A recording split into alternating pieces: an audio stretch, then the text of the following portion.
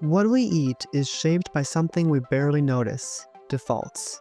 Whether it's the standard side on a menu, the catering norm at campus events, or the typical choice in a dining hall, defaults shape our behavior more than we think. That's where plant-forward institutional reform comes in. It simply shifts the default. Plant-based meals become the standard, and animal-based options remain available for those who want them. This small change can lower emissions, support health, and improve animal welfare, all while preserving flexibility, choice, and cultural inclusion. And by emphasizing Alberta-grown pulses, grains, and vegetables, it supports our province's agricultural strengths. Here at the University of Alberta, our strategic plan emphasizes leadership in agriculture, food, and Indigenous research. We recognize that food is more than fuel. It's culture, history, identity, and land.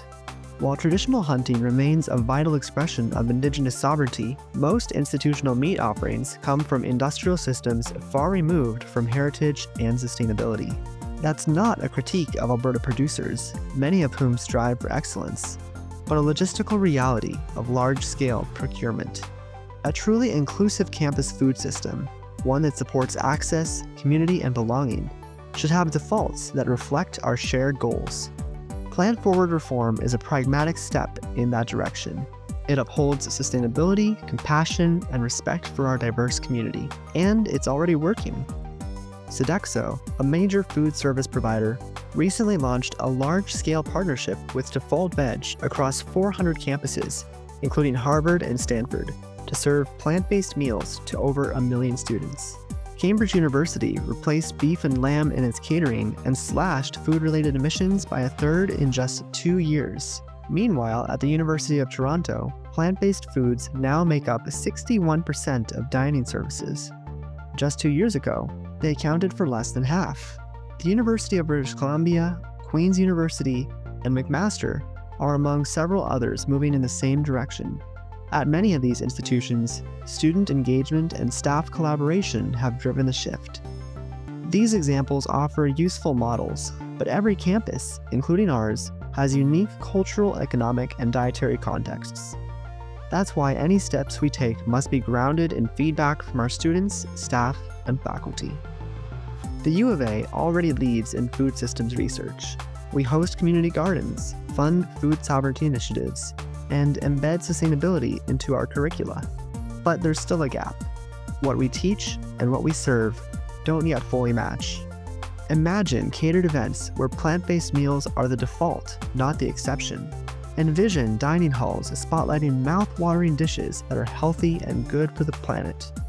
Picture menus designed to support climate, health, and inclusion goals. The university has already taken steps to increase plant-based options, including a dedicated vegan station in Lister and plant-forward labeling. But comprehensive data on current meal composition and community preferences isn't yet public. That's why a low-stakes pilot program is a natural next step. If you're working in food services or organizing an event, consider trying out a plant-based default at one catered event or dining hall station. Gather feedback. Adjust. The goal would be to explore what works for us with collaboration between staff, students, and operations. Nationally, there is a deep and growing public concern for animal welfare. For example, over 80% of Canadians believe egg-laying hens should not be confined in cages. But while pets are protected under strict laws, most farm animals are raised in systems that would be considered illegal if applied to companion animals. We tend to look away, not because we don't care, but because the scale of their suffering feels overwhelming. That sense of futility is part of the problem. We've been taught to see ourselves only as consumers, but we are more than that. We're citizens, and citizens shape systems.